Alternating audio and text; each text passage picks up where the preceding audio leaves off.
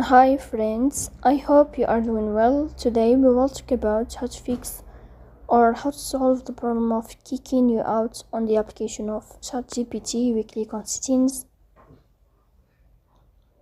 In this page, you will click on apps, default apps, app settings. Here you will search about ChatGPT and you will click. Then we click on first stop and you will click OK.